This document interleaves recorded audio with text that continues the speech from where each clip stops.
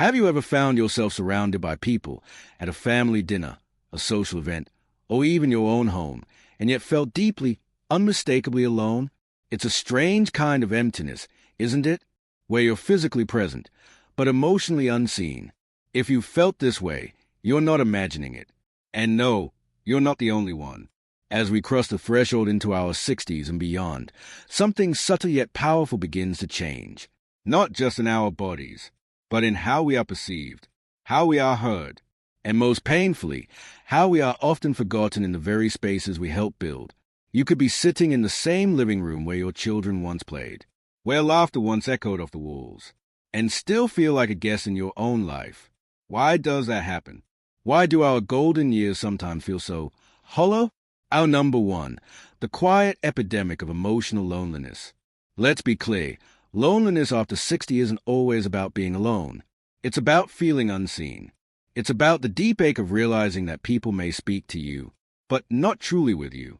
You may be invited, but not included, visited, but not deeply engaged, talked at, but rarely listened to.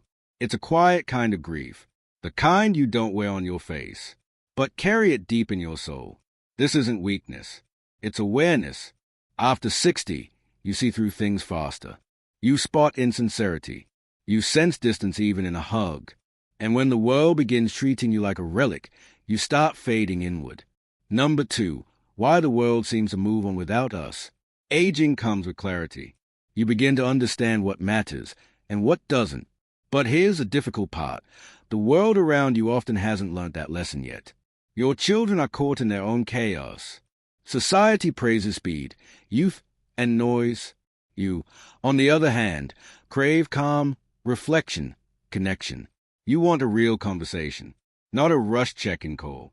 You want someone to ask how you truly feel, not just if you've taken your medication. That gap, the emotional and generational gap, is what creates the loneliness. Not your age, not your health, not your location. Just the space between hearts no longer beating in rhythm.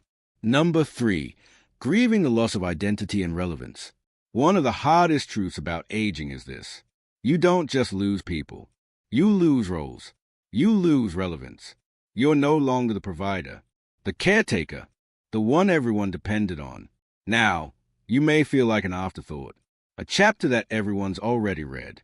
While you're still carrying pages of wisdom, nobody bothers to open them. This creates a quiet, often unspoken kind of grief. You don't cry about it. You endure it, because that's what you've always done. But let me tell you something important. Your story isn't over, and your voice still matters. Number four, what can we do about it? Small steps to reconnect. Loneliness may visit, but it doesn't have to live with you.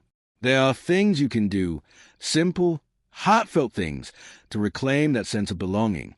First, don't wait for others to reach out. Reach in to yourself. What passions have you buried under the weight of responsibility? What memories can you share with someone younger?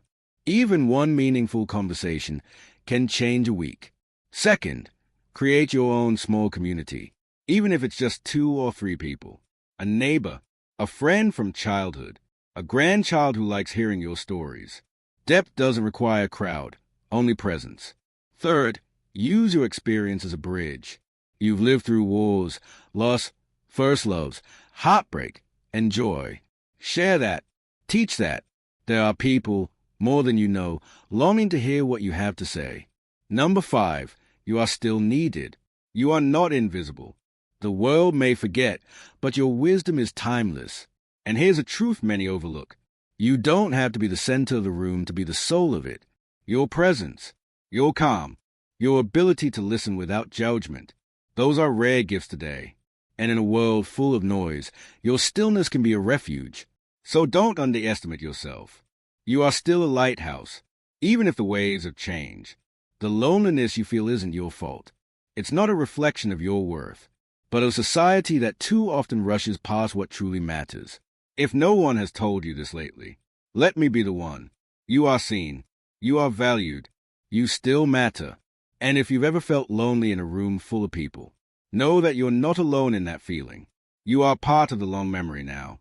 And here, we remember. We reflect. and we reconnect with ourselves and with each other. If this message touched your heart, let us know in the comments with the words, "I'm still here," because those words, simple as they are, remind others that they are not alone either.